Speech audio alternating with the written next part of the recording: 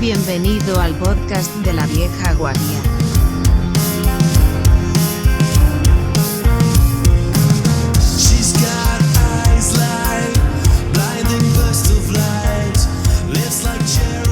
Muy buenas a todos y bienvenidos a otro nuevo episodio de La Vieja Guardia.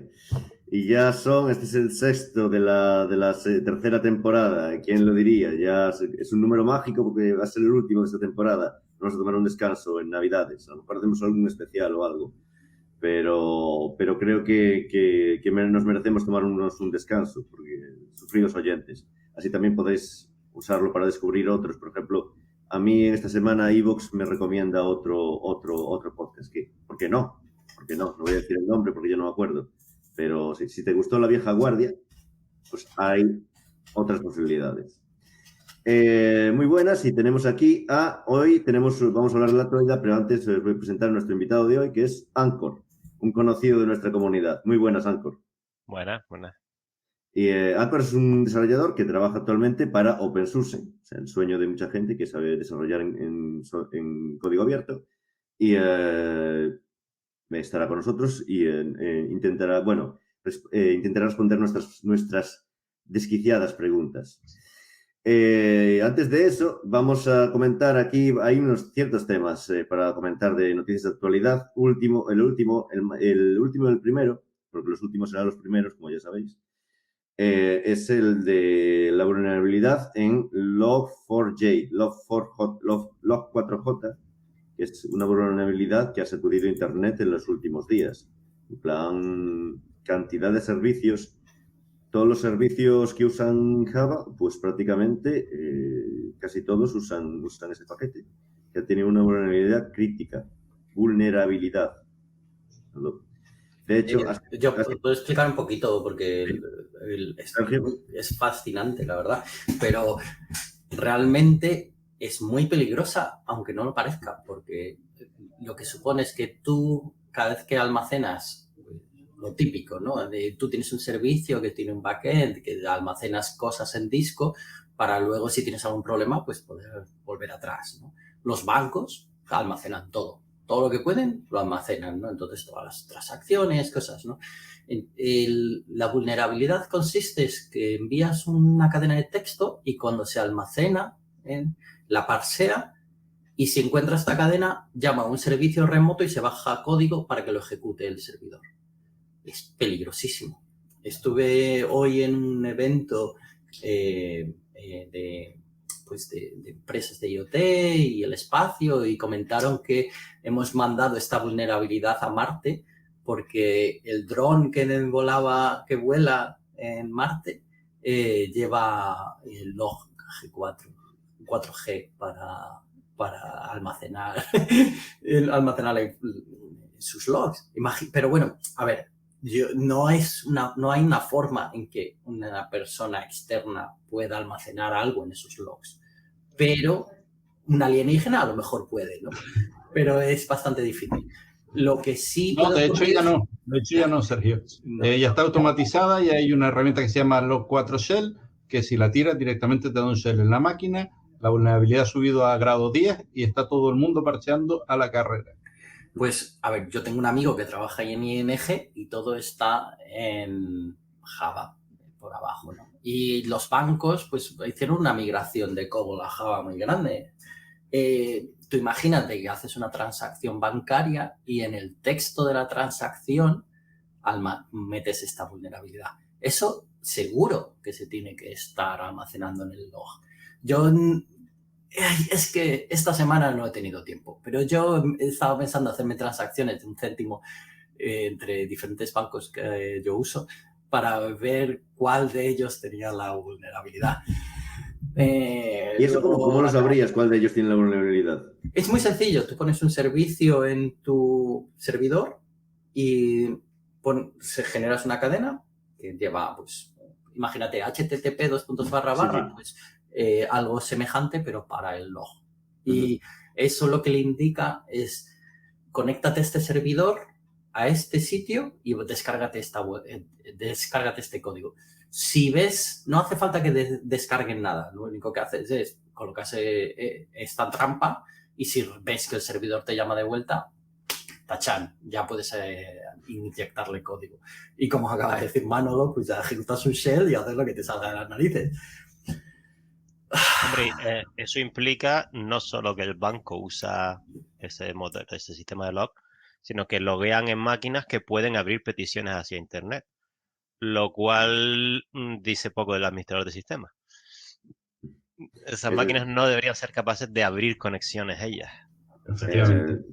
Este es un muy buen truco, muy buen, más que truco, muy buena práctica para los administradores que nos estéis escuchando.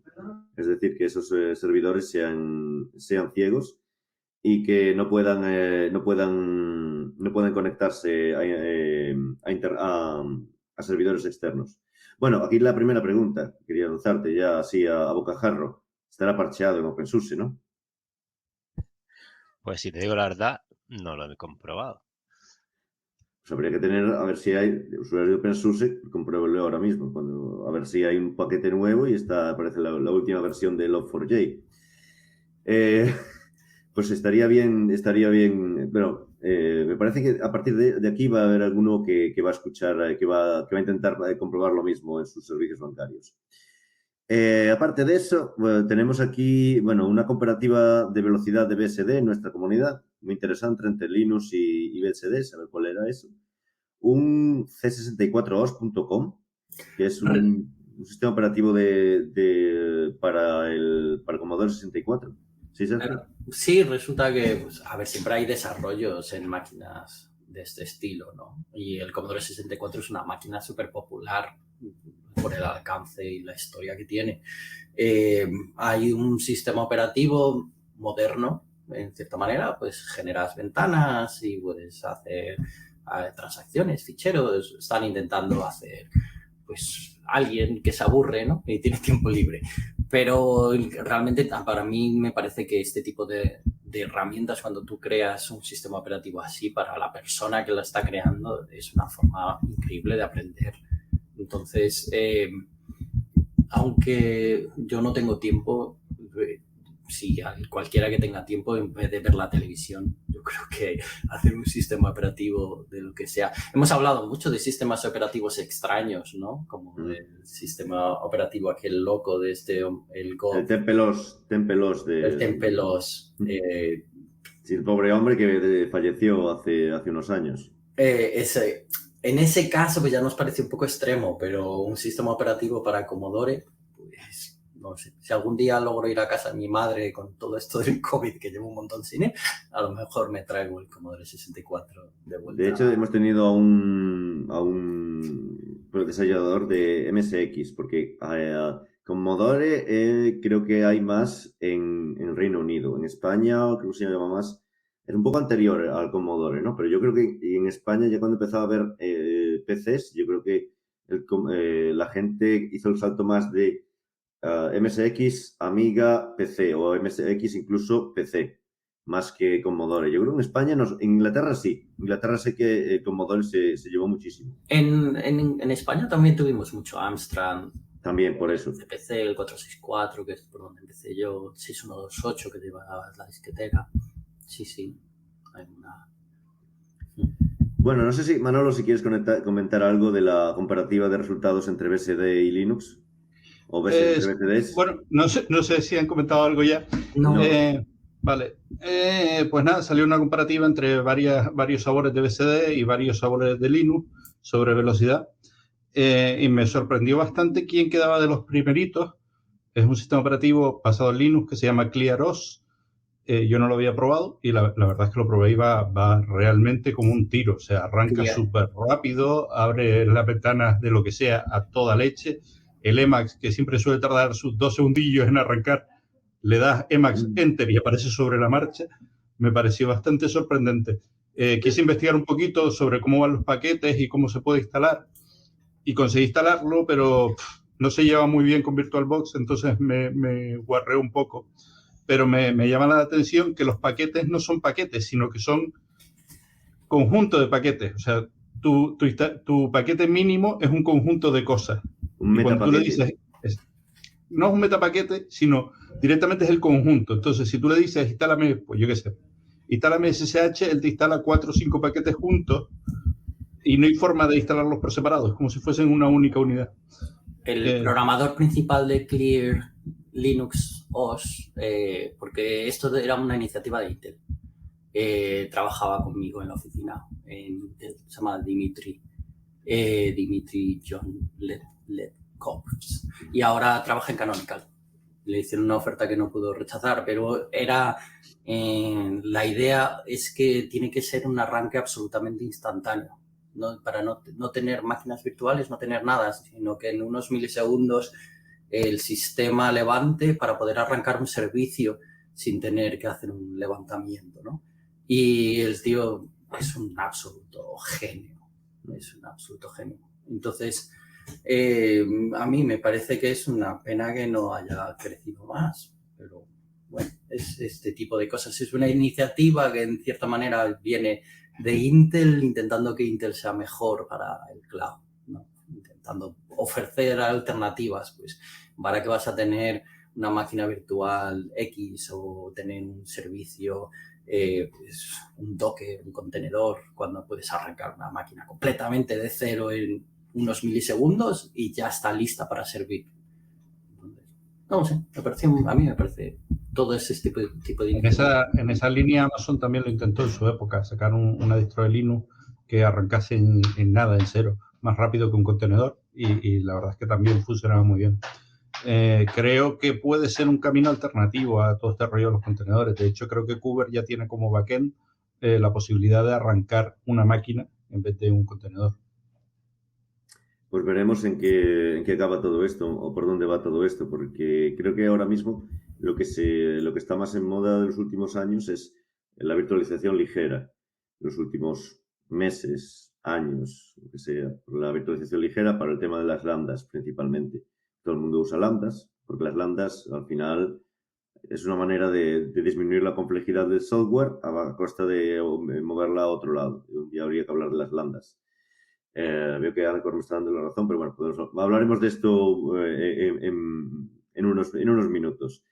Más noticias. Bueno, tenemos aquí un vídeo del Unreal Engine 5 y Matrix, comparándolo con la película de Matrix. Otra cosa bastante flipante, o sea, ponen la película y a la vez ponen el vídeo del Unreal lado a lado y te pones a verlo y, hombre, hay cositas en las que si estás muy acostumbrado a ver render, dices, esto es un render, pero hay partes en las que es realmente impresionante, vamos, clavadísimo hasta el píxel. Es una lástima que solo funcione para videoconsolas. A mí me parece que el futuro... resulta que el director de fotografía de Matrix trabaja en Unreal y por eso tiene todo este contacto para poder sacar con Lana Wachowski poder tener acceso a todo esto. Increíble. Yo no me puedo esperar, no me puedo imaginar dentro de 10 años lo que va a ser esto. Si desaparecen las cripto y podemos comprar una gráfica de aquí a 10 años, porque yo sigo intentándolo. Por favor, si pasáis a proof of stake en vez de proof of concept, de proof of work, de proof of work a proof of stake, por favor, hacerlo ya, porque yo quiero comprarme una. De hecho, ha salido por ahí, esto no lo he enviado a la lista aún, ha salido por ahí un minero que ha posteado ya datos diciendo que tiene una RTX 40, es decir, la serie nueva de NVIDIA que todavía no ha salido al mercado. Y los números de la minería confirman que tiene que ser una RTX 40 porque es 100 veces más rápida que una serie 30. O sea, realmente brutal. Así que sí, seguiremos sin tarjeta. Bueno, a lo mejor podemos comprar... Yo estoy en una viejas, claro. O sea, a mí, yo cualquier cosa es una mejora, pero... Las de segunda mano, estaríamos claro que al final acabaremos mendigando una de segunda mano comprada a un minero chino. Bueno, yo tengo mis amigos gamers y siempre alguno cae que vende una. Pero yo de verdad, ahora mismo tuve una pesadilla esta semana en la que soñaba que compraba una tarjeta de un minero y se desintegraba y se le caía el estaño, la tenía que soldar. Imagínate en qué estado estoy de... Coño, ya empiezo a tener pesadillas con esto de las Esta es una fase del síndrome de abstinencia. Deberías buscar, no sé si a un médico o, no sé, a un ingeniero. No sé. No sé por qué contaba esto, pero me parece muy personal que empieza a tener pesadillas de vez en cuando en los foros. Porque hay un foro de Telegram en el que te salen te llega instantáneamente en las ofertas, ¿no? Entonces tiene un montón de spiders intentando encontrar estas ofertas. Y hablé con un montón de amigos, están todos allí. Y todos me han dicho, no, pero a ver, es que estas ofertas tardan tienes que estar entre 3 y 5 segundos. Además, si intentas comprar muy rápido, te echan. Entonces, tienes que tener cuidado porque lo tienes que tener listo y luego tienes que esperar unos 3 segundos. Y tengo un amigo, casi se escucha, pues que se ha comprado otra gráfica ahora para seguir mirando. Cabrón, déjanos gráficas a nosotros. A ver, solo tienes que pagar 2.000 pavos por la tarjeta gráfica y la consigues, ¿eh? Nuevita, en su caja. Ya lo paso a la empresa, porque yo pero solo lo quiero para jugar. Esperemos que no nos esté escuchando el servicio inglés británico de impuestos, la oficina de impuestos británica. Ya, sí, por favor. Bueno, continuando un poco, porque claro, es un tema muy emocional que ya os veo. Ha salido algo que muy entrañable para muchos que se han iniciado en la promoción Turbo Pascal, que ha salido un nuevo compilador que han llamado Turbo Rascal de Turbo Pascal. Y que no sé, Manolo creo que fue el que lo miró en más profundidad. Sí, estuve echándole un vistacillo y lo curioso es que no es solo para x86, sino que también permite compilar para otras arquitecturas como Commodore 64 y cosas así. Uh-huh. Curioso, un compilador más de un lenguaje que se usó muchísimo y de hecho toda la web está orientada a la parte de DemoCenter. Todas las demos que tienen puestas de prueba son rollos DemoCenter programados con Turbo Pascal compilado con este compilador. Sí, pero para hacer, y ahí se me notan los años, para hacer demos en Turbo Pascal, lo que se hacía es que tú podías meter ensamblador empotrarlo dentro del código de Turbo Pascal. No lo hacías en Pascal. Pascal era para inicializar y para hacer 4 cosas y el resto, lo que era el efecto, lo hacías en ensamblador. Así aprendí yo, ensamblador.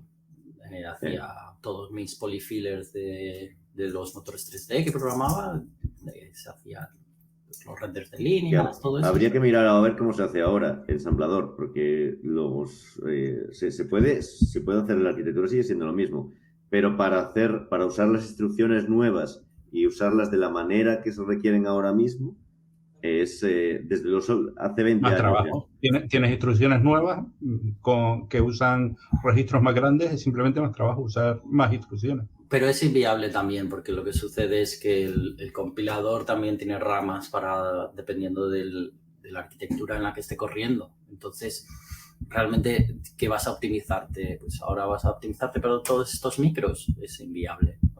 Yo estoy ahí haciendo ahora un montón de problemas en LeetCode, que son los problemas estos para las entrevistas, donde vienen...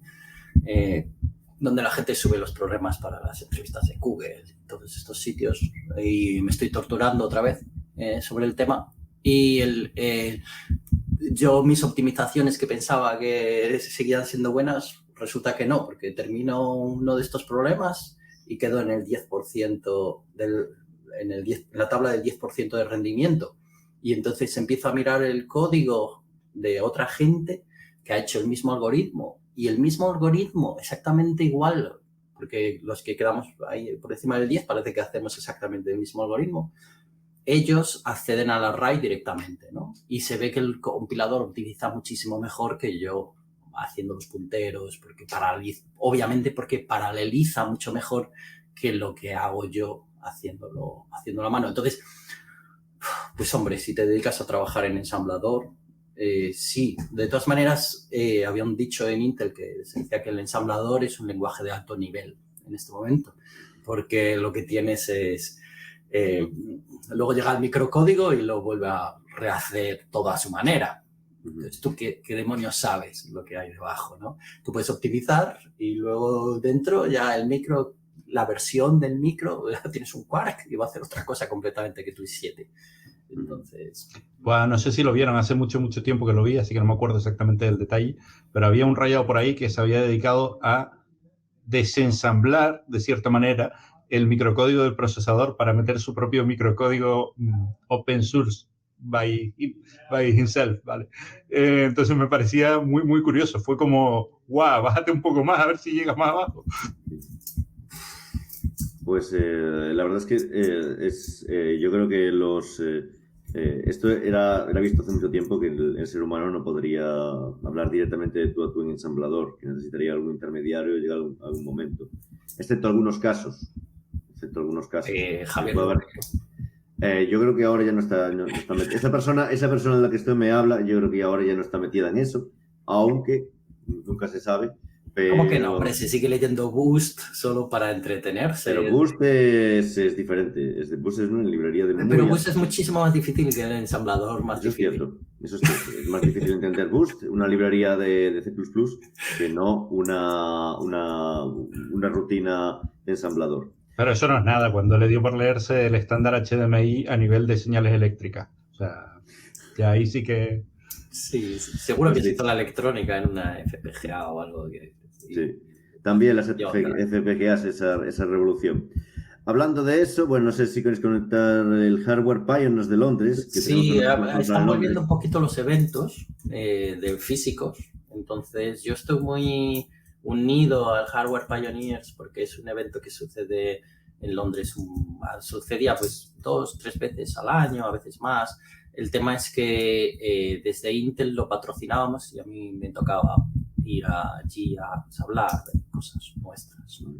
Y va pues sobre IoT, hardware, y hicieron una nueva edición que se llama Hardware Pioneers Max, en el que era un poquito más comercial, en el que estaban intentando conseguir que empresas de conectores, microchips, sí, un poco de todo, ¿no? Sí, un poco así a bajo nivel ya de electrónica, para poder recrear un poco otra vez lo que son los contactos físicos entre gente. Y hubo muchísimas conferencias muy interesantes, pues, de Microsoft Azure, y había startups, había una startup que competía con una de las mías. Muy bien. La verdad es que me encantó poder volver físicamente a un sitio y ver un montón de gente que conozco de local durante estos años que no hemos podido vernos. O sea, muy bien. Y hubo otro evento que no he podido asistir, obviamente, que está en Madrid, que son Galactic Futures, que lo organiza una empresa que se llama IoT Drive, que IoT Drive se dedica a ayudar a startups a llegar al mercado, a conseguir negocio, a conseguir dinero, y realmente pues va un poco IoT, ¿no?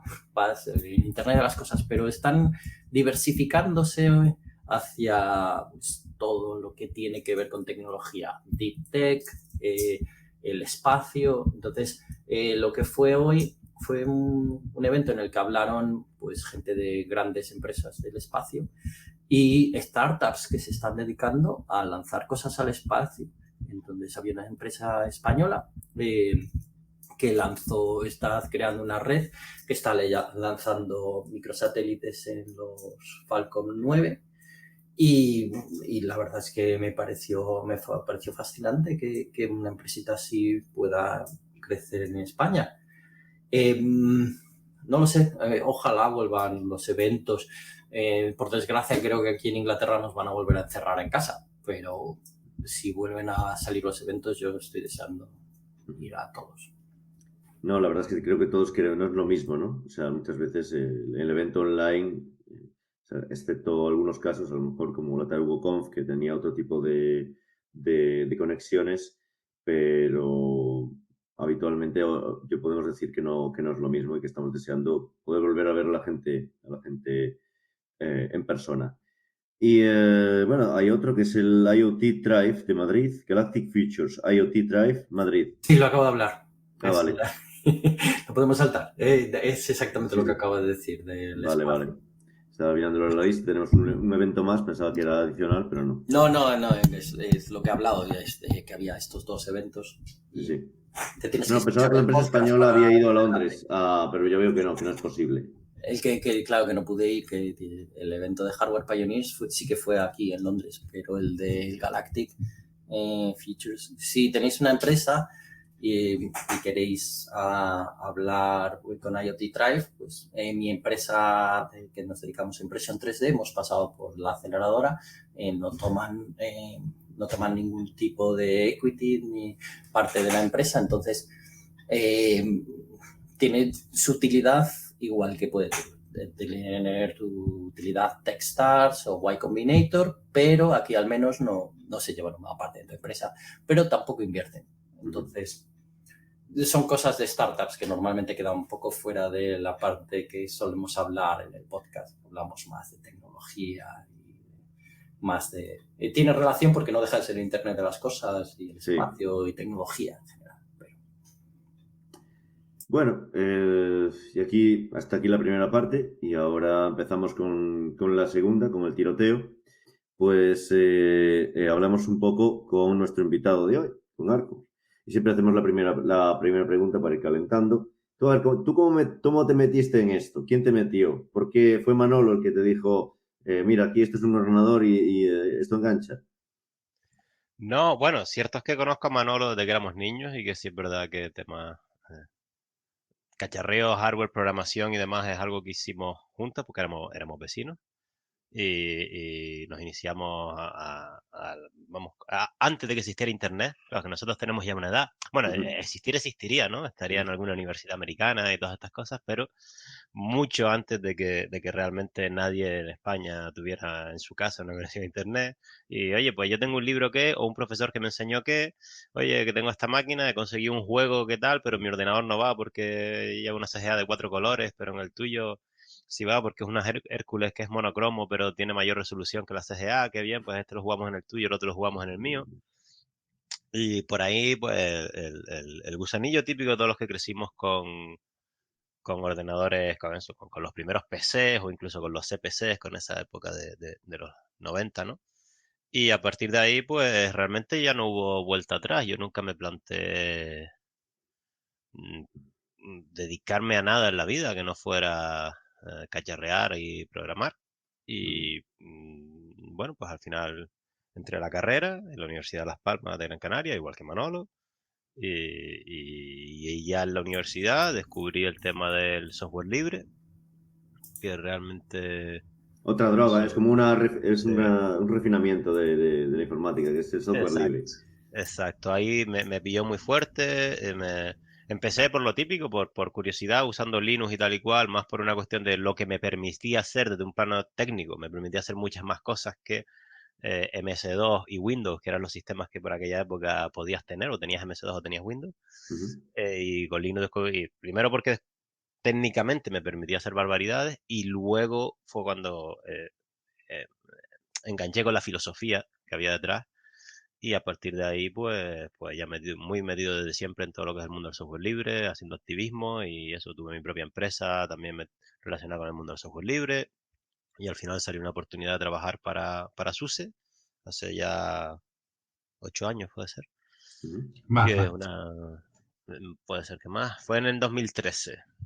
Sí, en 2013 surgió la oportunidad de fichar por SUSE, que era una de esas. Yo, habiendo sido usuario de Linux de toda la vida, pues era una distribuciones históricas, aunque con los años a lo mejor ha perdido más popularidad porque se orientó mucho al mercado empresarial y no tanto al Pero sigue mercado. estando ahí, siempre lo hablamos cuando estuvo un compañero tuyo, Imovach, Compañero y hermano.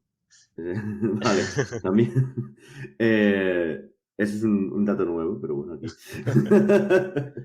que tenemos. Y está bien, las empresas no trabajan la familia, ¿sabes? Es una empresa familiar, de otra manera, pero no deja de ser familiar. Sí. Y que es open source, sigue teniendo mucho tirón, porque aunque sea su grupo de usuarios es muy fiel. De hecho, desde que vino Imobat, tenéis aquí, bueno, tenéis otro usuario que fue Fran, si lo convenciste para pasarse a SUSE, y la verdad es que creo que de momento no se arrepiente, pero veremos a ver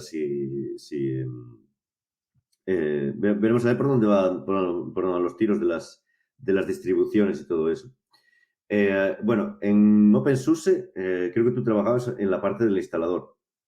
Efectivamente.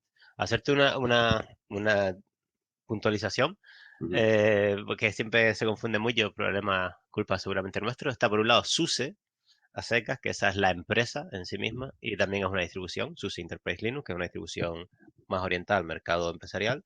Y luego OpenSUSE es una organización de software libre, que aunque tiene vínculos con la empresa, es una organización independiente y hace su propia distro, que es OpenSUSE. No, hace de 2 distros en realidad, o 3 o 4 según se mire. Pero, exacto, a mí, mi salario a fin de mes me lo paga SUSE, la empresa, para que trabaje realmente tanto porque comparten muchísimo código, la distribución que hace la empresa y que, bueno, que la empresa luego vende soporte y que nos da de comer, digamos, que sería SUSE Linux, comparte comparte todo el código fuente en realidad y demás con OpenSUSE, que es la versión pública, con lo cual sí, la empresa, yo trabajo para SUSE haciendo principalmente el instalador, el Just, para los que hayan usado pues, SUSE u OpenSUSE.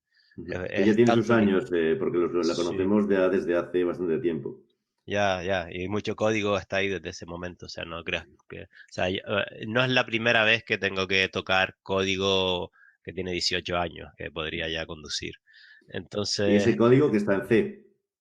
no, es aún más triste. Ese código suele estar en, a ver, inicialmente Just, aparte de tener componentes hechos en C y en C++ y demás, los programadores originales decidieron desarrollar su propio lenguaje, algo muy típico muy friki, ¿no? Desarrollaron su propio lenguaje que podría ¿Por qué no? Porque, recordar, por supuesto, ¿por eso... qué no? Exacto, ¿por qué no? Porque no había lenguaje. Entonces, desarrollaron su propio lenguaje que vendría a ser un pariente de Perl, más o menos.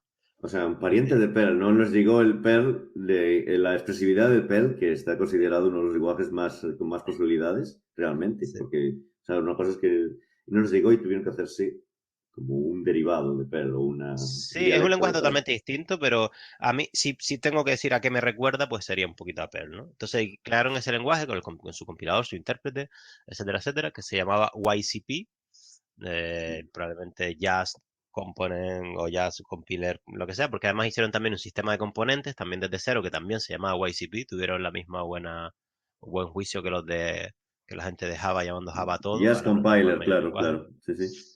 Y entonces, pues ese código se creó originalmente en ese lenguaje YCP.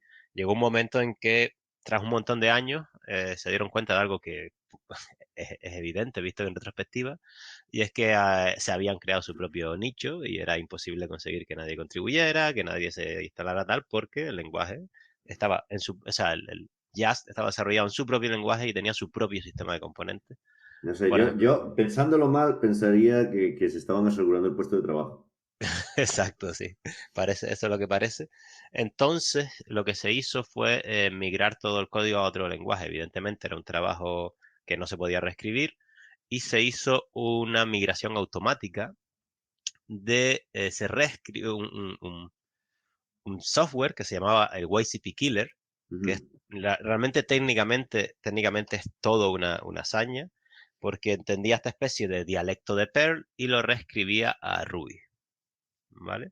Lo que se entiende por un transpilador. Exacto, un transpilador que evidentemente, como las equivalencias no eran todas uno a uno, siempre que los lenguajes tienen, pues la concatenación de ristras, todas tienen sus matices muy sutiles, entonces ni siquiera lo convertía a un Ruby que tú leías y decías, esto es claramente código Ruby, sino a una especie de Ruby contaminado no concatenabas como concatenarías en Ruby, sino con funciones, la función concatenar de YCP, era como, entonces nosotros a eso lo llamamos zombies en el código, ¿vale? Entonces cuando tú ves que 2 más 2 no pone 2 más 2, sino pone 2, añádele 2, ese añádele es un zombie que quedó en la transpilación. Entonces, ese código de 18 años que toco, en realidad es código que se escribió en una cosa llamada YCP y un transpilador pasó a Ruby, pero no es Ruby puro, sino es Ruby con zombies. Y la idea es que ahí seguimos un poco esa regla del Boy Scout, ¿no? De dejar las cosas mejor de lo que las encontraste. Entonces, si tocas código con zombies, aparte de arreglar el bug que estás arreglando, implementar la característica que estás arreglando, intentas dejar que ese trocito de código quede sin zombies y añadirle unit test. Porque, por ejemplo, uno de los motivos que les llevó digo les llevó porque son ahora mis compañeros, pero en aquel momento yo no estaba en el equipo todavía, a querer hacer el transpilador y demás, el YCP Killer, era que precisamente empezaban a necesitamos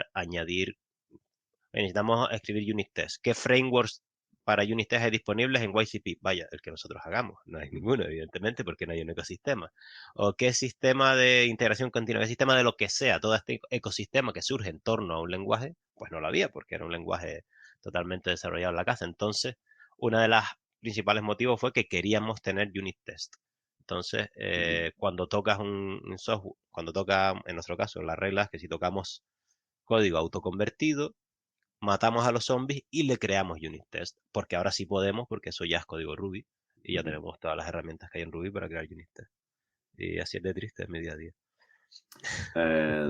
Bueno, no deja de ser un trabajo bastante interesante, ¿no? Porque al final estamos hablando de un software que se usa muchísimo y de que hay muchísimos casos de uso, muchísimas posibilidades, porque un instalador no es como, bueno, no es solamente darle a un botón y ¡hala! Ya está, ya funciona. No, un instalador especialmente de una distribución de Linux es un instalador de un sistema operativo. Es decir, requiere una multitud de ajustes y y múltiples posibilidades. Bueno, tenemos aquí, no sé si quieres hacer alguna pregunta, Manolo, Sergio. Sí, no sé, ¿qué opinas de todo en la parte de paquetes, por ejemplo, el Snap ahora, ¿no? Que todo el mundo está intentando meter, que parecen instalaciones de Windows en los que metes todo tus paquetes y todo.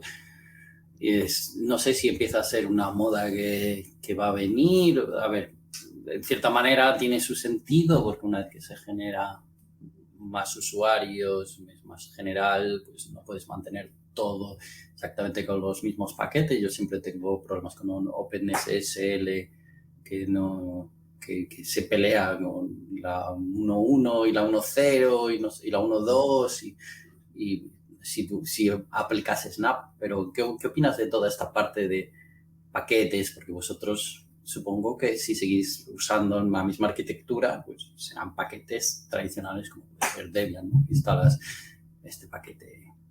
Sí, nosotros todavía se utiliza la forma clásica en la que utiliza SUSE o OpenSUSE, es con un sistema de paquetes tradicional, aunque luego estamos también metiendo la patita en todas esas otras posibilidades, de las que yo personalmente, yo soy bastante vieja escuela en muchos aspectos. Realmente cuando yo entiendo que el software se mueve a una velocidad distinta a la que se movía cuando se inventaron las distribuciones de Linux, ¿no? Entonces sí entiendo que la gente tiene una, vamos a llamarlo necesidad, aunque probablemente no sea tan cierto que es una necesidad de tener lo último de todas las combinaciones y demás. Y estoy de acuerdo en que eso nos está llevando a todos estos sistemas tipo Snap, en los que yo tengo exactamente la sensación. Esto es el sistema de Windows, que era un caos y que nadie quiso. Y cuando todos descubrimos Linux, dijimos, vaya, o sea, que hay un conjunto de personas con muchos conocimientos técnicos, por ejemplo, de seguridad, asegurándose de que tengo todas las piezas funcionan entre sí, encajan entre sí, están probadas y cuando sale un problema de seguridad en una biblioteca que en verdad yo no la uso directamente, la uso indirectamente, pues sé que alguien va a ver y parchearla. Y nos pareció una maravilla cuando descubrimos Linux porque había un grupo que se encargaba de tal. Tu parte era que tenías que un poco ceñirte a las versiones que tenían. No podías tener a lo mejor esa versión con ese parche, o sí, si te compilabas tú mismo el paquete, lo cual digamos que te trasladaba a ti mismo la responsabilidad del mantenimiento de ese paquete, pero en general tenía gente que llevaba el mantenimiento, llevaba la integración y demás. Ahora eso de repente parece que no se valora. Sinceramente, la gente quiere tener la última versión del desarrollador a la mesa. Entiendo la ventaja que tiene. Oye, el desarrollador picó código ayer y yo lo estoy usando hoy. Sinceramente lo entiendo, pero no lo comparto. Yo sigo siendo bastante fan del modelo de distribuciones más tradicional, en el que realmente en el momento que tú te instalas un Snap, estás asumiendo una responsabilidad, que es que eso dentro lleva bibliotecas, desde las conexiones de red hasta todo, lleva todo el software ahí y te has metido lo que te has metido y ya está. Nadie va a vigilarlo por ti, de que la capa 32 de las 115 capas que hay entre el kernel y lo que tú realmente querías del Snap tenga un parche, necesite un parche.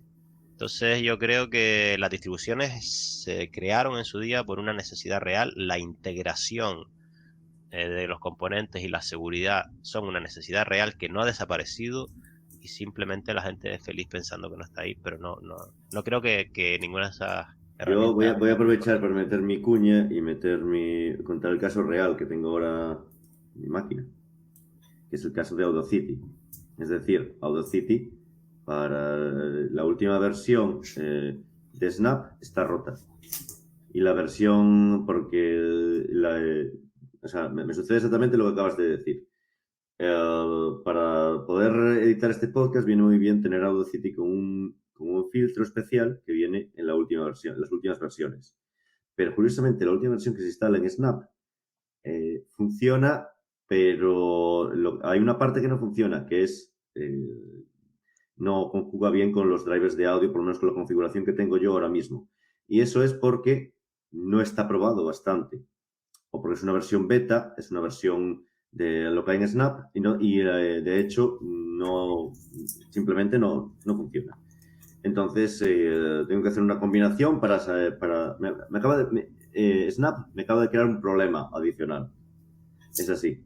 Pero, a ver, el Snap, lo que pasa, por lo que yo tengo entendido de gente que trabaja en el tema, es que han decidido que ese tiempo que se está desarrollando, se está usando en mantener los paquetes, empieza a ser exponencialmente difícil. Entonces, no puedes tener un equipo destinado en SUSE, en cualquier distro, ¿no? En ClearOS, para ir haciendo todos esos paquetes. Entonces, están intentando descargar lo que es la carga de trabajo de generar el empaquetado en el propio mantenedor distribuidor del paquete y quieren que sea como compatible para que funcione en todas partes. Yo cuando trabajaba en Intel trabajaba al lado de los que hacen Yocto, que Yocto es una distro, no es una distro, te genera como firmwares. Entonces tú generas unas recetas, ellos tienen unas recetas, entonces vas a la web y customizas, ¿no? Pues mira, quiero un Apache con esto de log 4G, J, y quiero que sea la versión 1.3 porque quiero que tenga la vulnerabilidad, ¿no? Y te haces un firmware y te genera una receta que alguien ha ido físicamente y la ha programado. O sea, todas esas recetas son mantenedores que son del proyecto Yocto, en el que envían recetas. Pues mira, vamos a enviar una receta para que tengas un media player en una arquitectura. Y entonces hacen la arquitectura de Raspberry. Y ahora llega otro y dice, yo lo quiero para Commodore 64. Entonces se hace su versión ahí y la sube, ¿no? Entonces todas esas recetas van uniéndose. ¿Y quién mantiene todos esos paquetes y todas esas recetas y todos esos firmwares? Y ahora vas a la web y le das al botón. Cuando hicieron el nuevo rediseño, pues fueron por la oficina haciendo pruebas con diferentes usuarios que no teníamos ni idea de qué era el tema, y entonces nos iban, quiero que hagas esto, y entonces te pedían que hicieses un proyecto, genera un firmware que vaya en esta máquina, que haga esto, y tienes esta arquitectura, y muchísimo trabajo, muchísimo. Yo no me puedo imaginar el trabajo que tenían ellos para generar los paquetes. Entonces, entiendo que Snap está llegando a un punto que es porque ya no se puede mantener una empresa pues que asiste a grandes empresas, pues obviamente obtiene dinero, puede contratar esos recursos y no, supongo que no estarán el 100% de los paquetes. O sí, no lo tengo muy claro. ¿Cómo funciona el tema? ¿Cómo se admite un paquete en OpenSUSE comparado con...? Claro, hay unas normativas por ejemplo, hay una diferencia, ahora que nombraste las empresas, entre OpenSUSE y SUSE. OpenSUSE contiene muchos más paquetes de los que contiene SUSE. En cierto modo, OpenSUSE es un superconjunto. ¿Qué pasa? Para entrar dentro de OpenSUSE, dentro de, por ejemplo, hay dos distribuciones básicamente que son Lib y Tumbleweed. Una es una rolling distro y la otra es una distribución tradicional que va lanzando versiones cada año aproximadamente.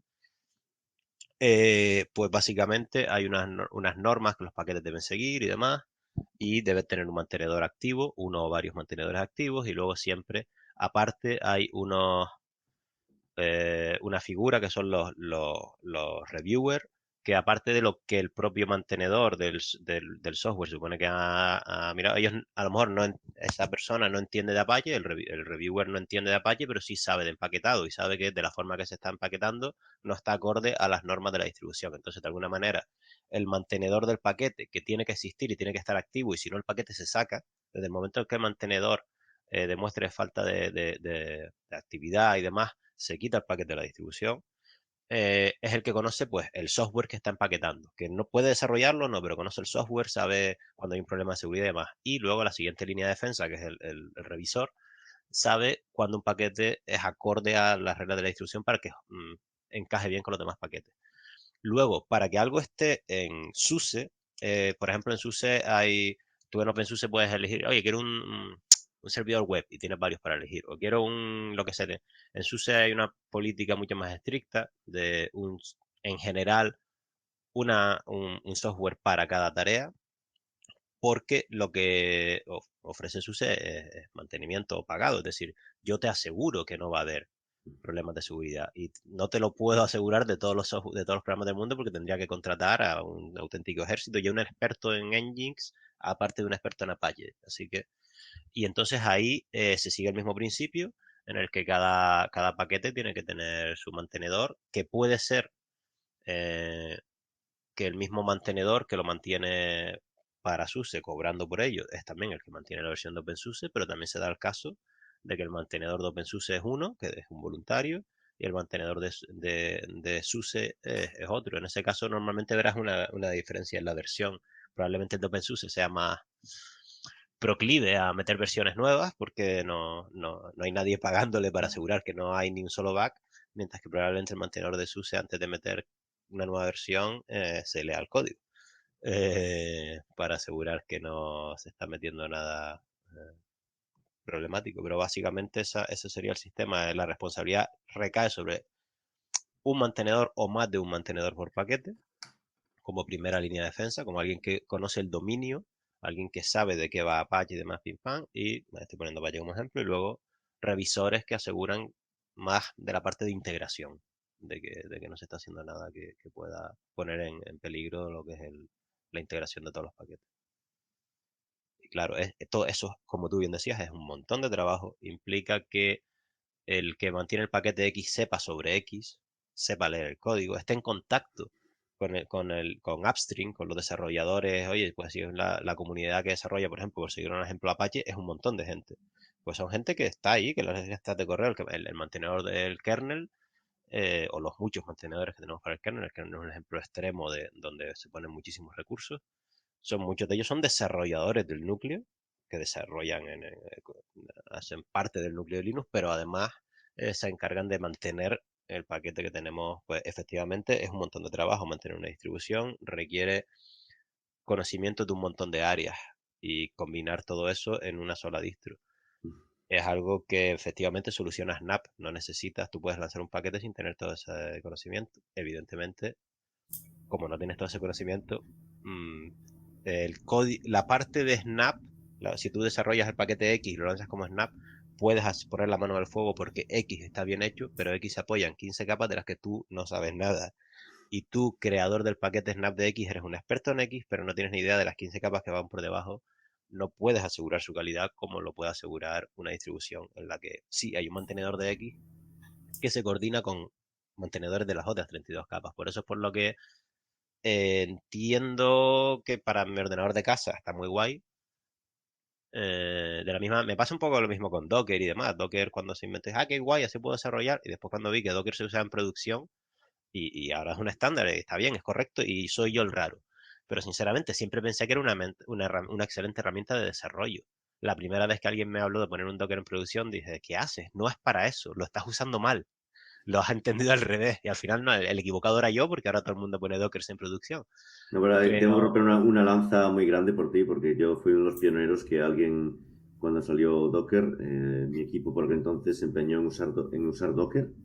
Y de hecho era todo problemas, empezando porque el driver era súper lentísimo, era incompatible con el cifrado de la máquina en la que trabajaba. Estamos hablando de 2015, 2014 o algo así. Era una tecnología súper nueva, pero había que usarla porque todo el mundo la usaba.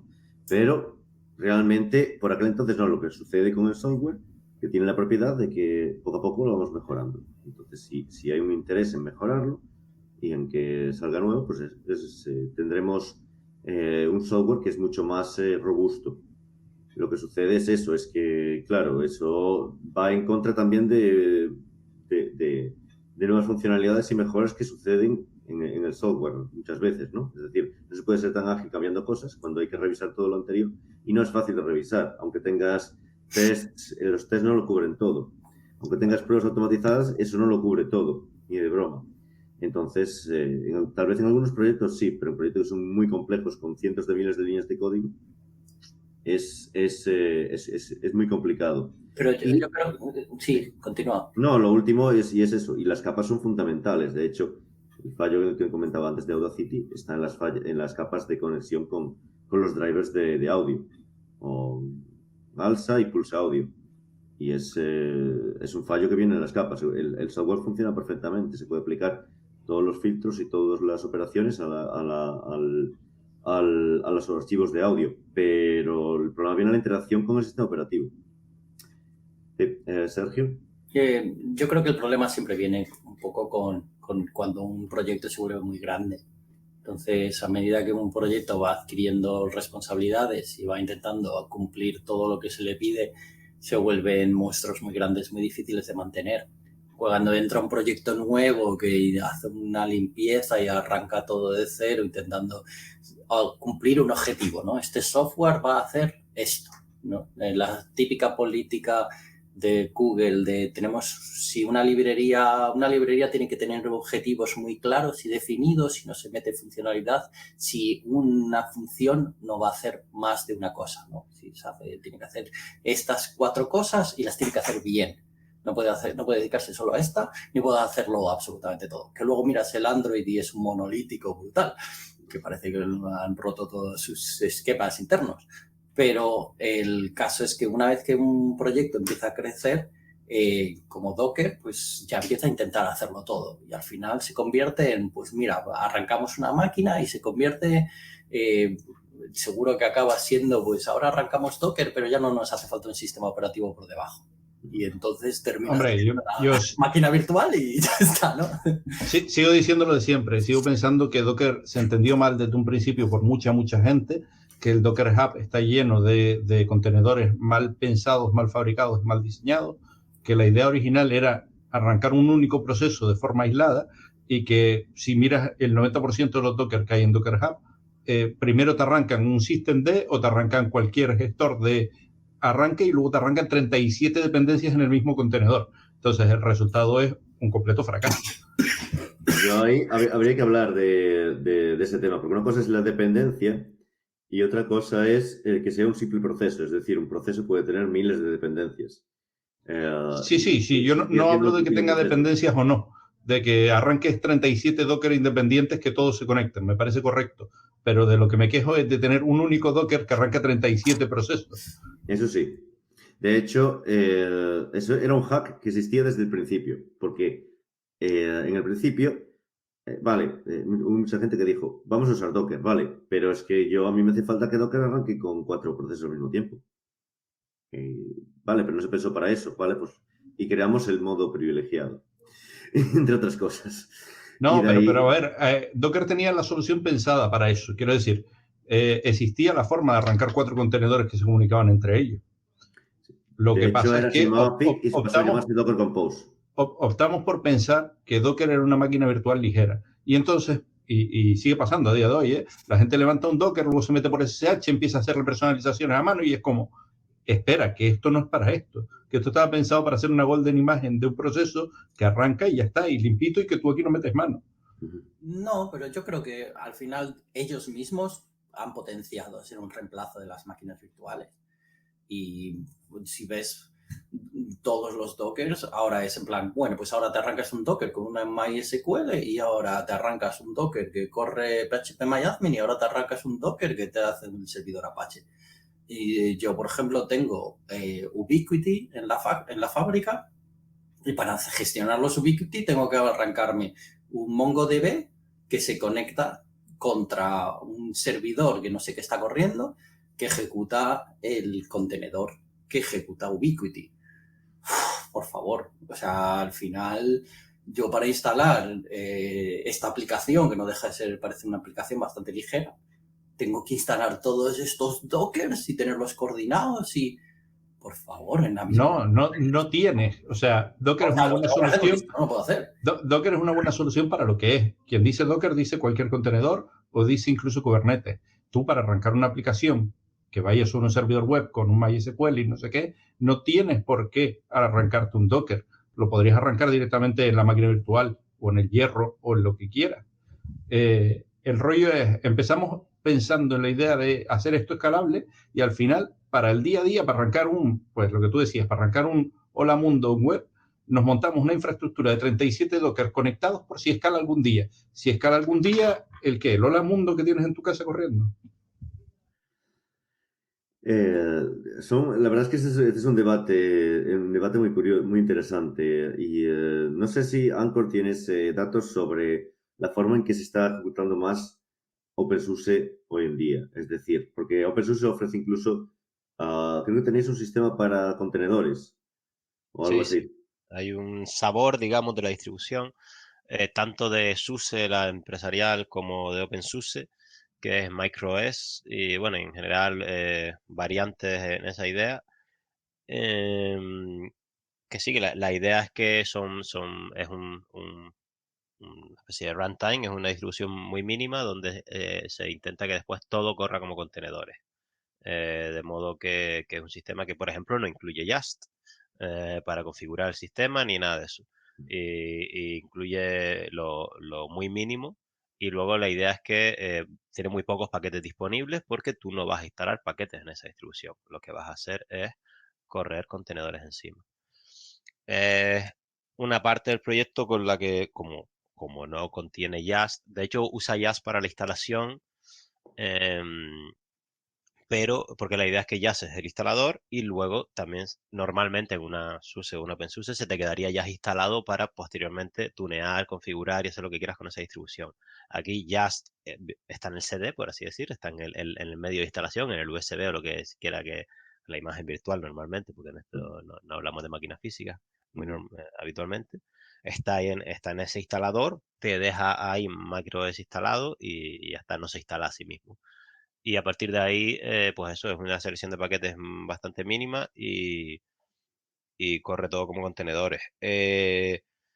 No sé, no, hombre, a día de hoy no es exactamente, tenemos clientes que lo usan como parte de una solución mixta. Ellos tienen SLE tradicional, o sea, SUSE Linux, la tradicional, con todo su software y sus paquetes y su soporte y demás, y están empezando a migrar cargas de trabajo pues eso, a la nube y demás, a todo lo que es containerización y demás, y para eso pues están empezando a utilizar MicroOS.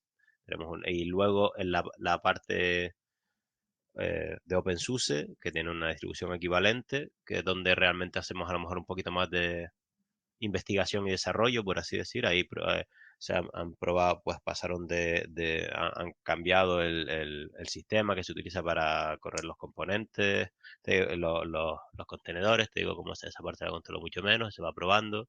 Pasado de Docker a, ¿cuál es la nueva moda que no Docker? Yo creo que son los RKT. contenedores de virtualización. Una moda que hay ahora, bueno, ahora hay Podman, que son los contenedores de la Podman, competencia de vale, Red Hat. por ejemplo, están Y pasando nosotros ya el primero en el MicroOS de OpenSUSE se sustituyó Docker por Podman. Dio bastante buen resultado, en general bien, y entonces probablemente ese es un paso que no sé decirte si a día de hoy se ha adoptado ya también en SUSE MicroOS, que no OpenSUSE MicroOS, probablemente a día de hoy o las siguientes versiones también estén más basadas en Podman que en Docker. También está el tema de no sé si tenéis algo al respecto de la virtualización ligera.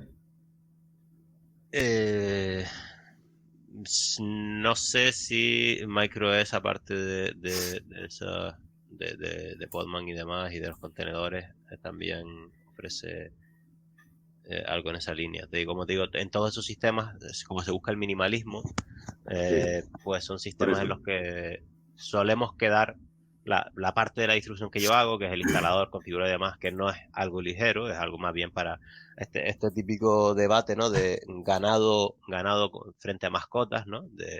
Yo tengo ordenadores que son, tengo máquinas virtuales o reales, lo que sea, son ganado, no les pongo ni nombre, dame 40, dame máquinas al peso, frente a tener mascotas, no, yo tengo estas 5 máquinas que se llama no sé qué y tiene instalado esto y cumple esta función, y esa máquina, entonces, un poco ¿no? esa dicotomía de cómo tratas a las máquinas. Yo trabajo en la parte de las mascotas. El que tiene instalado Just normalmente sabe cuántas máquinas, qué nombre tiene y cómo las gestiona. Y las gestiona, si tiene muchas, tenemos una solución, por ejemplo, que es SUSE Manager, que está basada en el proyecto Upstream, proyecto libre en el que está basado es Spacewalk, que de todas maneras Spacewalk se discontinuó y ahora es SUSE el que está liderando el nuevo proyecto que es el reemplazo de Spacewalk, que soy un desastre con los nombres y no me acuerdo, pero básicamente es una solución para gestionar un montón de máquinas. Y ahí puedes gestionar un montón de máquinas, sea ganado o sean mascotas. Y normalmente SUSE Manager es un proyecto que se está desarrollando en la empresa. Voy a ver buscar el nombre de cómo es el proyecto, la parte no comercial del proyecto, la parte upstream, porque en realidad nosotros todo el software que desarrollamos en realidad es software libre, incluso lo que ofrecemos comercialmente. La única diferencia es que lo ofrecemos pues con soporte comercial, pero en realidad el software en sí mismo es software libre que está publicado por ahí, que te puedes instalar en cualquier Es un tema interesante, es decir, porque lo que tú hablabas, pero ¿es posible instalar SUSE sin pagar la licencia? Así, En realidad sí, perdón. Sí, en realidad sí, en realidad, o sea, todo el software que nosotros desarrollamos, como te digo, es software libre y de hecho OpenSUSE Lib, la versión de OpenSUSE que no es Rolling Distro, sí. como te digo, es un superconjunto en realidad de SUSE Enterprise. Si te ciñes a los paquetes que sabes que también son incluidos en SUSE Linux, a muchos niveles tienes básicamente SUSE Linux Enterprise. Eso sí, si se rompe no nos llames. Claro. Pero, Pero pero tienes lo mismo abriríamos con un ticket en el sistema de tickets de de OpenSUSE. OpenSUSE. Y muy probablemente ese sistema de ticket de OpenSUSE, el que está al otro lado leyéndolo, sea el mismo mantenedor, como te decía, en los paquetes centrales, el mantenedor es el mismo. Con lo cual, evidentemente, no se va a levantar en medio de la noche porque le abres un ticket en el sistema de ticket de OpenSUSE, como si haría si se lo abrieras, si fueras un cliente de pago y lo abrieras en el sistema de ticket de SUSE, que en verdad es el mismo. Es exactamente la misma instancia del mismo sistema de Baxila y es una instancia de Baxila compartida, solo que si accedes por baxila.opensuse.org tienes una visibilidad respecto a lo que puedes ver y lo que no, que es diferente a la que si entras por baxila.suse. Pero es la misma base de datos, es todo igual, lo atendemos todo del mismo sistema, solo que evidentemente la prioridad la va a tener alguien que te abre un ticket de SLA, que paga su licencia de SLA, pero a efectos prácticos, si te instalas una OpenSUSE Lib y no instalas ningún paquete de los que no esté incluido dentro de SUSE y demás, vas a tener el mismo nivel de robustez de software y vas a recibir las mismas actualizaciones también. Una vez lanzamos una actualización para SLE y que llega a los servidores de actualizaciones de SUSE Enterprise, en cuestión de unas horas más debería llegar también a los de OpenSUSE Leap. O sea, y como te digo, cuando gestionas muchas máquinas, que puede ser una combinación de ganado y de mascotas, normalmente si estás usando productos comerciales usarías SUSE Manager, el equivalente a SUSE Manager, la versión libre, que también la desarrolla la misma gente de SUSE. O sea, es como mi caso, yo trabajo en el instalador de OpenSUSE, que también se usa en SUSE, pues sería Uyuni. Uyuni es lo que antes era Spacewalk, que es básicamente un sistema para eso, para gestionar un montón de máquinas a la vez. Comprobar que todas están actualizadas, si sale un parche, pues que se aplica a todas. Yo veo que aquí tenéis sí, a Sergio, que es un potencial cliente. O sea que para usarlo, porque Sergio presume tener muchísimas máquinas. No, todos son mascotas, todas tienen nombre. Todas son exacto. pets, efectivamente. Pero eso es lo que iba. Si tienes SUSE Manager, realmente a lo mejor tienes mascotas, pero quieras que no, hay que echarle de comer a todas. Y cada una tienes que ir al veterinario un día diferente y y al final se acaba convirtiendo en un tiempo de trabajo completo. Incluso mis contenedores, todos tienen nombre. O sea que mis contenedores también son mascotas. ¿Ves? Estás usando mal los contenedores. Es lo que decía Manolo, estás usando los contenedores como mascotas y los contenedores solo los deberías usar para ganado. Pero vamos, que eso es lo bueno que te digo, que ahí estaría pues soluciones tipo SUSE Manager, tipo Uyuni, que te permiten trabajar, que sean mascotas, que sean ganado y que sean algo intermedio también. Al fin y al cabo, casos como lo que tú tienes, pues estaría un poco cubierto ahí, ¿no? Y toda la parte que yo toco siempre son mascotas. O sea, desde el momento que entramos en que las máquinas ya empiezan a ser ganado, que se levantan muy ligeras, realmente tengo muy poca idea. Hablo de oídas porque hay toda una parte de la empresa que se dedica a eso, pero no soy yo. Así que hay muy poquita información que sea fiable que yo les pueda dar realmente sobre contenedores o sobre cómo se gestionan esas máquinas, etc. Bueno, creo que, habría que aclarar un poco. Yo creo que hablas de máquinas que son mascotas y máquinas que son ganado, y algunos no lo tenemos claro. Yo, por ejemplo, no lo tengo claro. ¿Cuál es la diferencia entre, aparte de que las mascotas tienen nombre y el ganado no lo tiene? A ver, yo creo que, por ejemplo, tú tienes un servidor en la nube que hace procesado y convierte MP4s y les extrae el audio y los pasa y los copia a otro sitio, ¿no? Entonces tú tienes un servidor, una máquina virtual en la nube en la que estás pagando a Amazon. No recuerdo cómo se llamaban, pero es un pago en el que te avisan con 3 minutos de antelación de que te van a quitar la máquina. Entonces, no recuerdo cuál es el nombre. Pero esas son máquinas virtuales que arrancan. Sí, son máquinas instancias puntuales, dot instance o algo así, creo. No. Tú tienes es que tienen muchos modelos, pero hay un modelo en el que ahorras mucho si tienes lo que son máquinas virtuales que arrancan de una imagen. Entonces, sí, esta máquina virtual arranca una imagen y a ti te avisan con 3 minutos de antelación con que te la van a quitar. Entonces, estás pagando lo mínimo hasta que llega alguien que la quiere usar. Entonces, ese proceso, todos los procesos que vaya a correr tienen que ejecutarse en menos de 3 minutos. Entonces, por ejemplo, si os descargáis vídeos de YouTube en Y2Mate o una de estas webs que se dedican a convertir MP4s y extraen el audio y te dan el audio, eso lo que están haciendo es arrancar una máquina virtual de muy bajo coste en Amazon y procesan ahí, y entonces esa máquina es ganado. No va a tener un nombre, pero por ejemplo, yo que le doy soporte aplicativo a uno de mis clientes, pues la máquina es una máquina que para mí es el gestor de clientes grandes y tiene un nombre. Y dentro tiene contenedores que ejecutan mi aplicativo, que tiene el contenedor que está ejecutando ese aplicativo para ese cliente. En mi caso tiene un nombre, que es el nombre del cliente. Entonces yo cuando busco los Docker y veo este Docker que está consumiendo muchísimo, sé que este Docker es para este cliente. Y para mí no deja de ser una mascota. Pero, por ejemplo, si mi proceso fuese escalable y tuviese, ese cliente tuviese 100 usuarios o 1000 usuarios, yo tendría que convertir este Docker en ganado. Entonces tendría que sacar instancias de este Docker en diferentes máquinas y poner un balanzador de carga o ya hacerlo con un Lambda o lo que fuese y diversificar completamente el proyecto para que fuese escalable. Entonces se convertiría en ganado. Y ese es principalmente el problema, la diferencia. El ganado tiene nombre y ganado no tiene nombre y el... Sí, me estoy acordando ahora de Rancher OS, que creo que ahora ya no se lleva, que no es sistema operativo, y ahora ya sé dónde viene el Rancher. Es un sistema operativo para manejar también contenedores. Sí, de Cattle, ¿no? Es como... Cattle, Sí, Cattle versus Pets. Exacto. Bueno, me digas que Rancher OS ya no se lleva, que precisamente Rancher Sí. es una de las recientes fusiones barra adquisiciones barra llámalo X de SUSE. SUSE ahora realmente a menudo incluso nos invitan a que usemos el nombre SUSE Rancher como para reforzar esa idea de que ya no solo somos el SUSE tradicional de las distribuciones tradicionales, Pero sino que entonces realmente es una distribución más, porque es una distribución.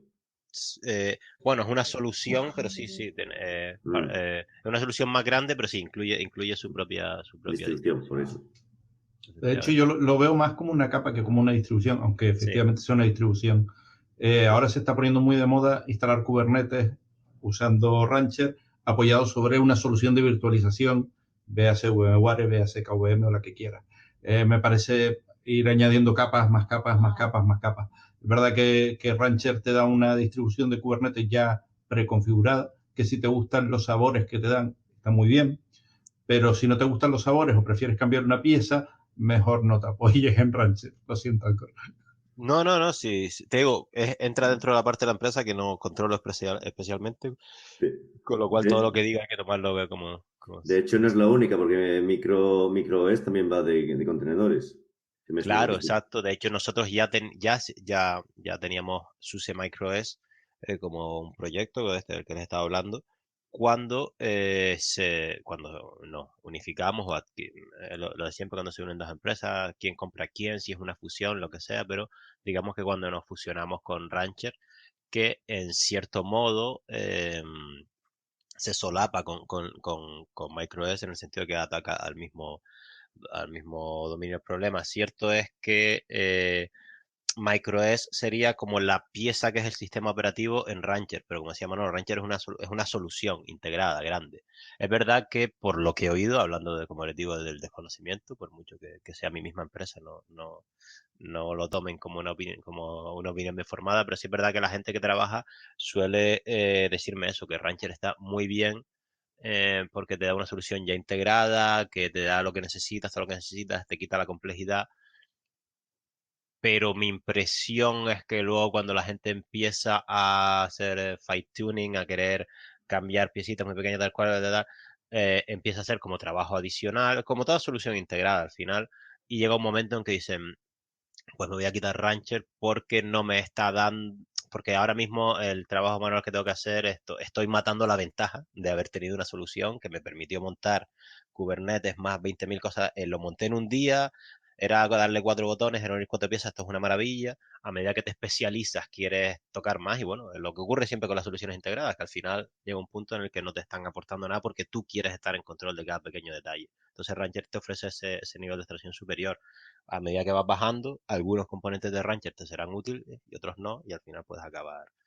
Y la idea de MicroOS nunca fue, por lo cual se solapa con Rancher pero no compite. La idea de MicroOS nunca fue de ofrecer una solución tan grande y tan integrada como Rancher, sino solo la parte del sistema operativo, con lo cual en realidad no existe un solapamiento, pero no una competencia, digamos. Vale. Bueno, no sé si tienes alguna pregunta más ahí que quede en el aire. Yo sí, tengo una que me acaba de venir. Y para darle más cancha a Ancor, que tiene poca, si alguien está interesado en entrar en SUSE, en OpenSUSE, como sea ahora la empresa. ¿Dónde se tiene que dirigir? ¿Qué posibilidades hay? ¿Es fácil? ¿Es difícil? ¿Está soñando? Hombre, a SUSE o a OpenSUSE, para contribuir a OpenSUSE lo único que hace falta son ganas porque no te vamos a pagar. No, en serio. Para contribuir al proyecto, como todo proyecto de software libre, al final siempre ocurre lo mismo. Contribuyes porque hay algo porque hay un picor que necesitas rascarte. Oye, esto la distribución no va bien, así que me pongo a arreglarlo o lo que sea. Pensando de un punto de vista, y ese es realmente nuestro caladero donde intentamos pescar, ¿vale?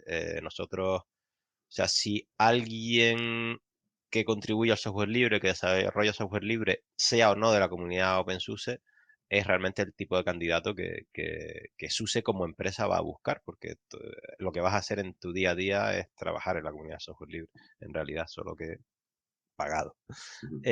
Pero pensado como una oportunidad más de decir, no, quiero trabajar en una empresa de software grande, internacional, multinacional, ya está.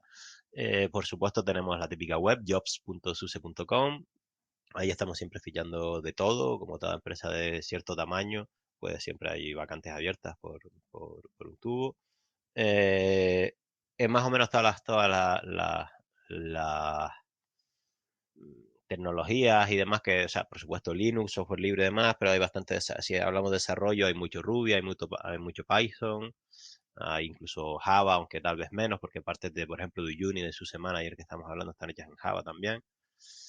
Y te digo, siempre jobs.suse.com, pero en general, realmente el auténtico caladero donde buscamos talento suele ser la comunidad de software libre. Y siempre, ya en mi parte de evangelizador del software libre, siempre se lo digo a todo el mundo, que no hay mejor mecanismo para aprender, para crecer y para conseguir un trabajo que tener un buen GitHub. O sea, llámese GitHub, llámese lo que sea, pero yo mismo cuando tenía mi empresa, que antes de ya por eso tenía mi empresa, para mí alguien que tenga código libre contribuido, ya no su propio proyecto, que eso también está bien para tal, pero en general ver a alguien que usa el software X, estoy usando la biblioteca tal, pero además cuando encuentro un fallo, abro un issue, no te digo ni arreglarlo, ¿eh? Cuando uso la biblioteca X tal, abro un issue, hablo con el desarrollador y le digo, oye, me pica aquí, y he ayudado a resolverlo, no porque haya tirado código, pero ese es el tipo de personas que se buscan. Te digo, si tú ves, aunque no haya tirado una línea de código en su vida, si ves que ha ayudado a los desarrolladores de software libre a hacer su trabajo, eso yo creo que es Sí, creo que es lo que estás hablando es muy importante, ¿no? Es decir, hay muchas maneras. No necesitas solamente ser un desarrollador. O no necesitas únicamente, no es necesario ser un desarrollador.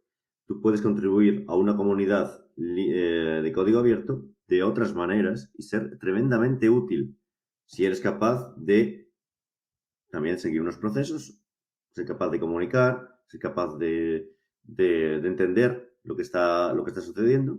Pues me parece algo terriblemente útil en una comunidad que no, en un mundo, en el software libre, que podríamos hablar de eso, no se basa especialmente en la comunicación con los usuarios, en muchos casos, o como debería ser. Bueno, como ya hemos llegado hasta aquí, yo quería, bueno, la última pregunta, si eso, que es, ¿por dónde ves que va el futuro de las distribuciones? Algo así brevemente que quieres comentarnos. La verdad es que no me gusta jugar a futuro porque soy muy malo. Ya, pero bueno, nosotros lo hacemos en plan. Bueno, no veo nada, no veo. Existe el riesgo de acabar diciendo cosas como que el Laserdisc es el futuro, ¿no? Y Sí, verte después, 5 años después, descubrirte tus declaraciones. No, sinceramente, no lo sé. Yo creo que ya expliqué que yo en ese aspecto soy bastante anticuado por lo que hablábamos del modelo, demás.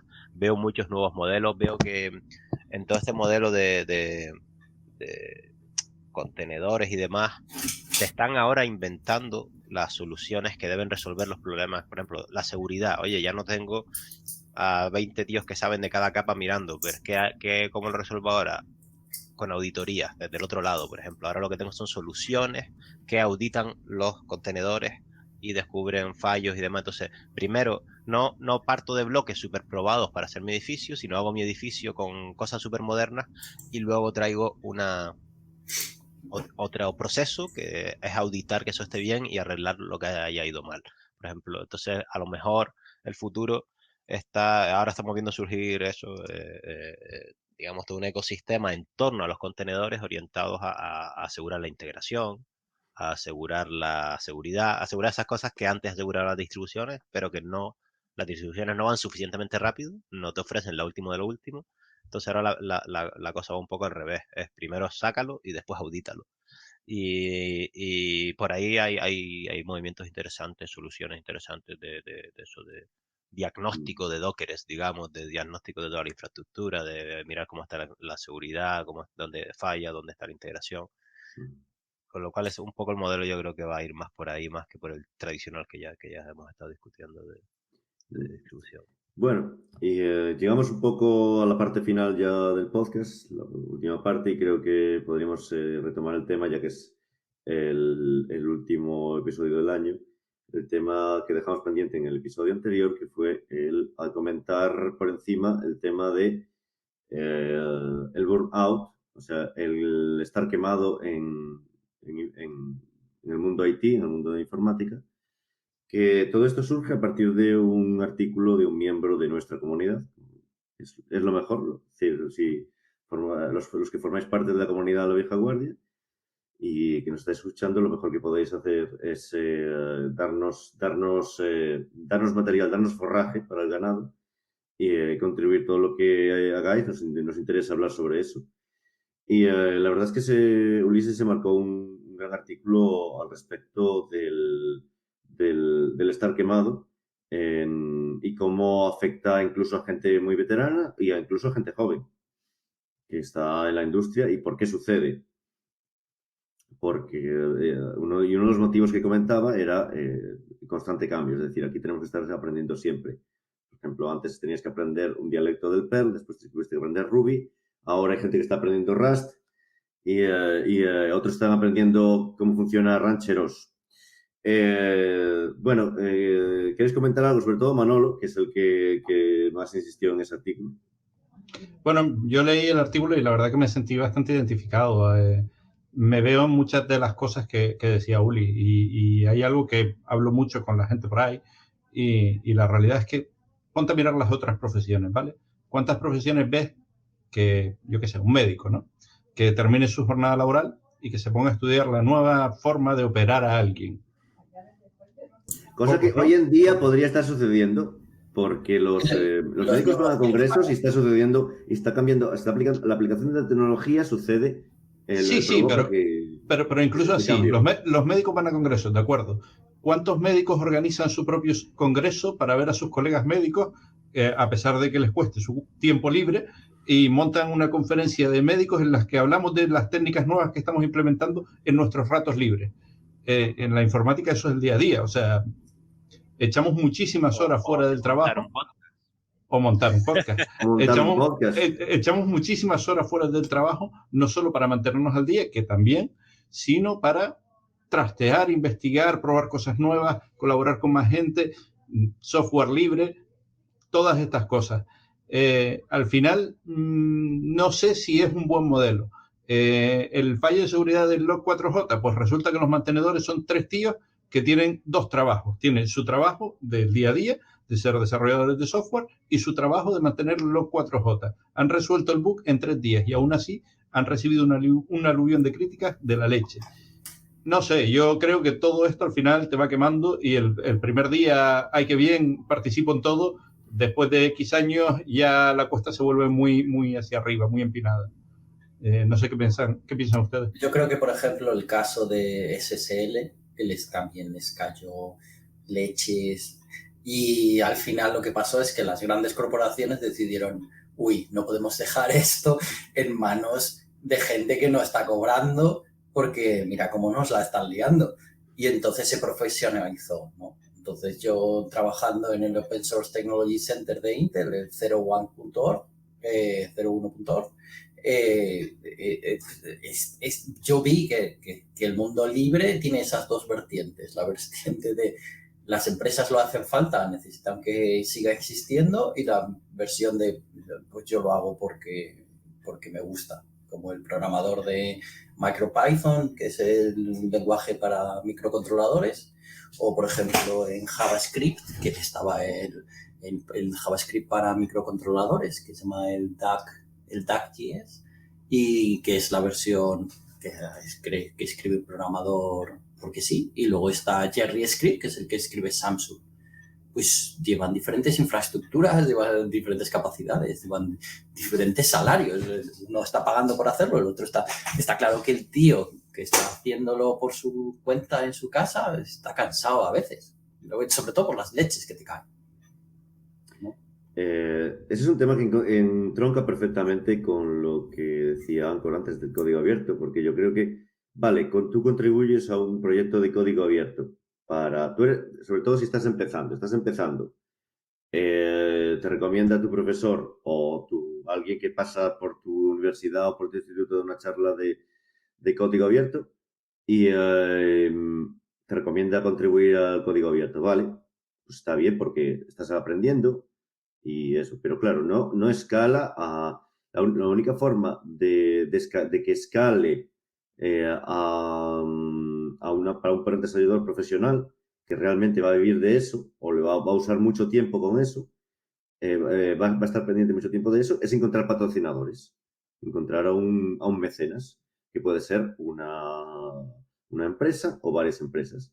Y hay muchos proyectos realmente, bueno, hay proyectos que sí que tienen esa característica. Me viene a la mente ahora, por ejemplo, SQLite.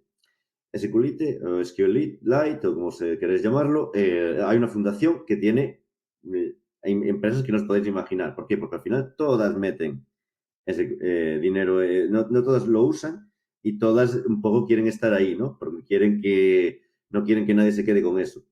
Hay otras fundaciones, la fundación de Django, la fundación de Python, hay muchas, existen una serie de fundaciones, pero pues hay muchos otros proyectos que realmente, de hecho hemos tenido uno aquí recientemente, uno que empieza por R y acaba en B, que tienen ese problema, ¿no? Que no son capaces de encontrar patrocinadores bastante potentes como para sostener el proyecto. Bueno, no sé, a lo mejor Anchor, tú tienes una idea más de eso, porque tú, por ejemplo, tú también trabajas en una fundación. OpenSUSE es una fundación. O bueno, tú trabajas realmente tú trabajas para SUSE, pero OpenSUSE existe una fundación y de hecho existe gente contratada para la fundación. En realidad no. El caso de OpenSUSE es distinto a otros proyectos de software libre. Se está hablando mucho de que se quiere constituir como fundación para tener mayor independencia de SUSE, porque sí es cierto que es una comunidad libre, voluntaria, que toma sus propias decisiones, etcétera, etcétera, pero que bueno, que a la hora de la verdad, por ejemplo, para recibir fondos y demás, no tiene una estructura legal. No le hace falta recibir fondos porque tiene un mecenas muy generoso, que es USE, que básicamente lo que hace falta, pues lo pone. Pero sí es verdad que eso es una cuestión interna, digamos, de la comunidad que lleva ya un par de añitos discutiéndose si es sano para OpenSUSE como comunidad no tener una fundación y básicamente depender de SUSE, de la estructura económica y legal de SUSE para mover dinero, ¿no?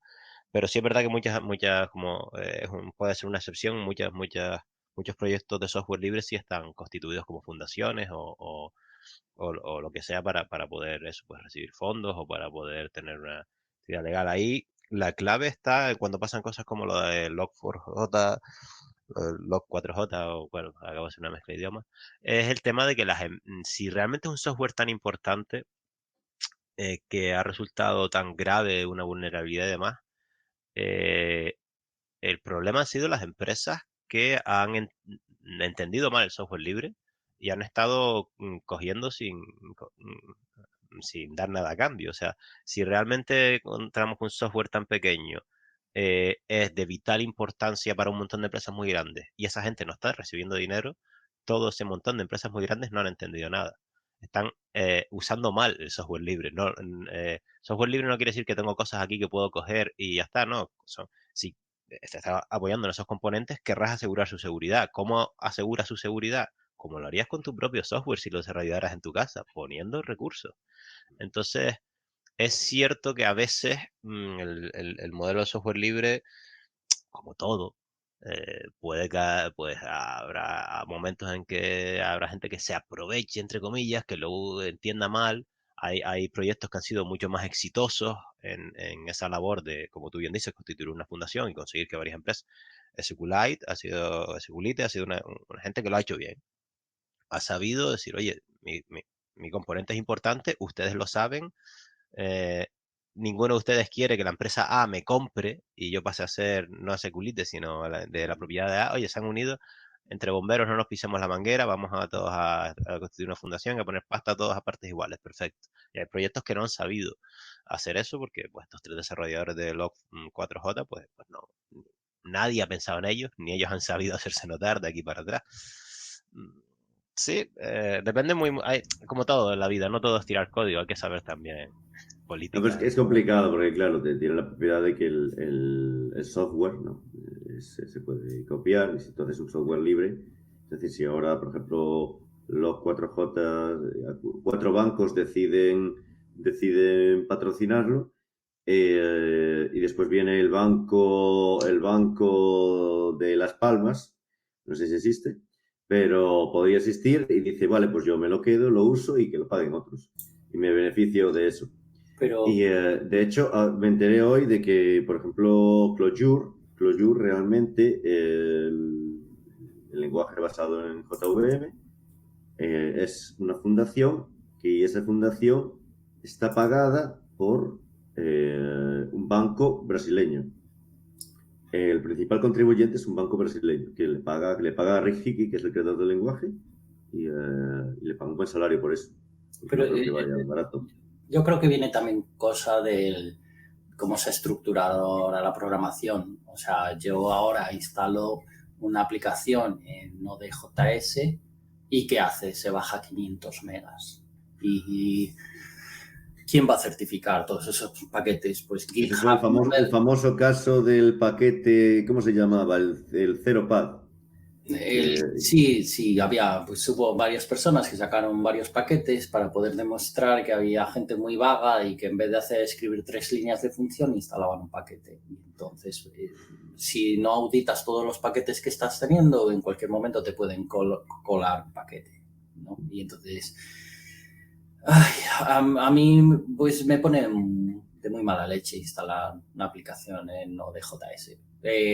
Yo uso Flask y tengo todos los paquetes controlados de lo que estoy instalando y estoy ejecutando y puedo verlos y me veo el código y aún tengo algún control sobre lo que estoy haciendo. Pero cuando instalo cualquier cosa, o sea, mi frontend tengo 2 frontends, uno en Vue, en Vue y otro en jQuery. jQuery plan legacy, que se usa mucho más que el de Vue porque todavía no hemos migrado todo, pero la cantidad de paquetes que entran ahí, yo no los puedo auditar.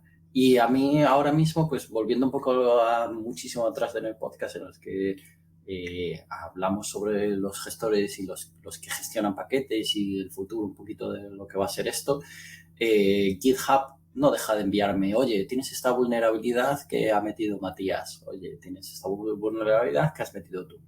Y este paquete actualízalo porque tiene esta vulnerabilidad. Se ve que GitHub empieza a hacer ese trabajo, se puede mirar los Docker y decirte, oye, esto es que estás instalando, mira, esto ya tiene vulnerabilidades, ¿no? Entonces, en cierta manera, parece que el mundo de la informática como que nos damos un poco codo con codo y trabajamos, en cierta manera, juntos en fuerza bruta.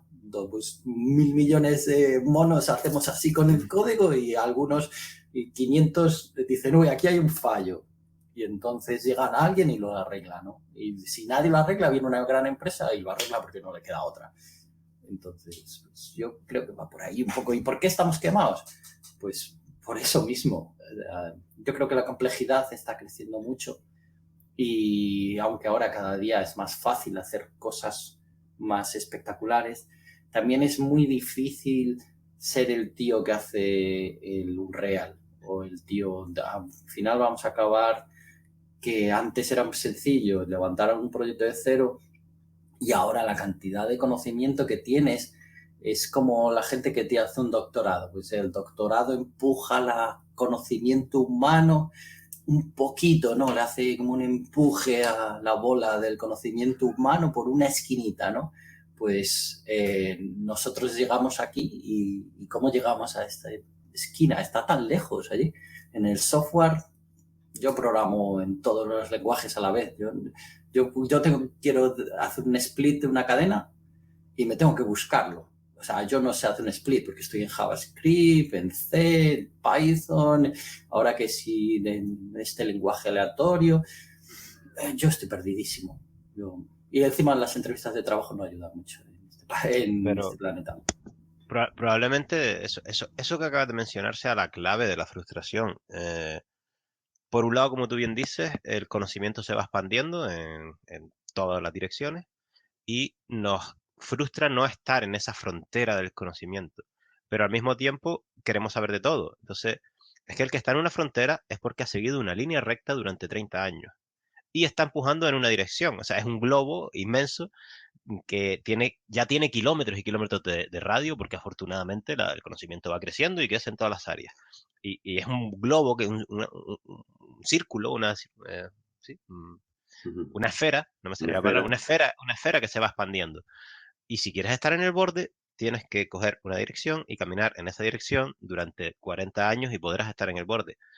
Pero queremos las dos cosas al mismo tiempo, como profesionales, como por nuestra propia naturaleza, por lo que sea, un defecto de personalidad que compartimos casi todos los informáticos es que queremos estar a la frontera del conocimiento y queremos estar en todas las salsas. Y evidentemente nos quemamos porque no hay nadie con esa capacidad. Entonces, al final es ser consciente de que, oye, si quieres pegarle a todo, perfecto, eres un individuo muy útil y hay muchas empresas te querrán por tu capacidad de pegarle a todo y a nadie le importará que no sepas el que más sabe de X. Si quieres ser un experto, muy bien, serás un individuo muy útil para una empresa que necesita un experto en X y te pagará por ello y nadie te pedirá que sepas de Y. Si te autoexiges saber mucho de X y mucho de Y y mucho de Z, estás autoexigiendo de algo que es imposible. Y eso solo puede acabar en frustración. Eso es algo que tenemos que aprender como profesionales porque es algo que de alguna manera somos la profesión que peor lo ha entendido.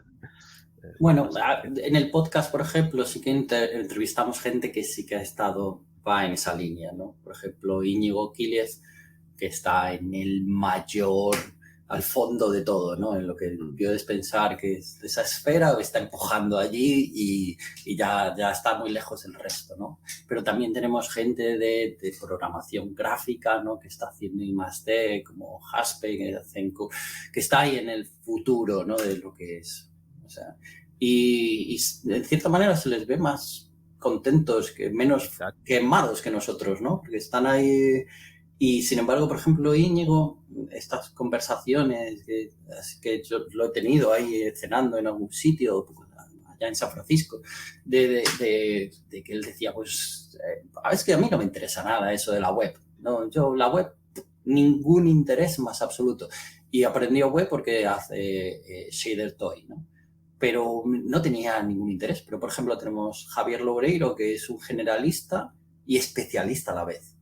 O sea, pero él tiene una filosofía zen en el que nunca le he visto quemado en la vida. Y luego está al contrario que soy yo, que yo vivo ardiendo por dentro. Entonces, no lo sé.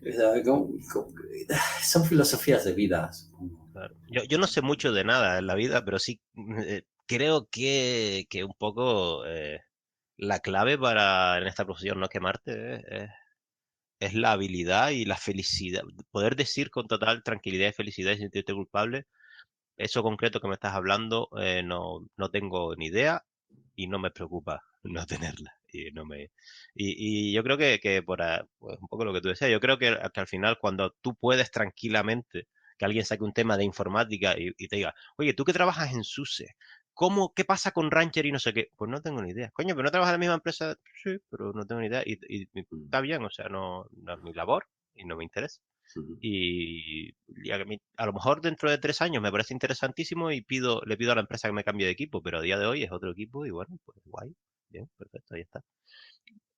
Tener esa habilidad, llegar a ese punto, creo que es la habilidad para dejar de quemarse en realidad.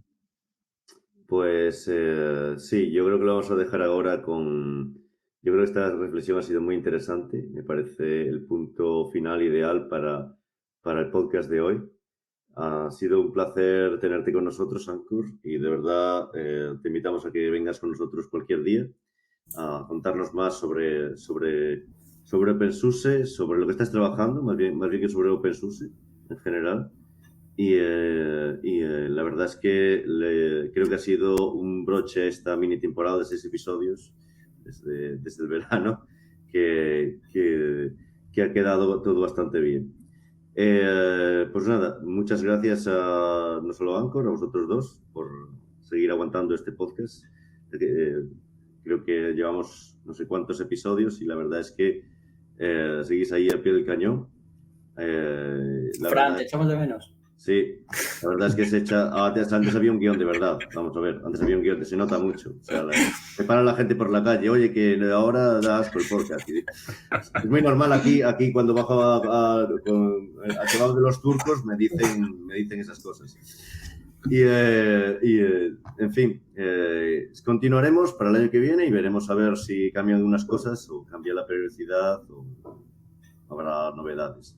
Y esperamos tener gente interesante, especialmente si nos estás escuchando, nos gustaría tenerte. Muchas gracias y nada, hasta la próxima y felices fiestas. Hasta la próxima. Chao. Bueno. Chao.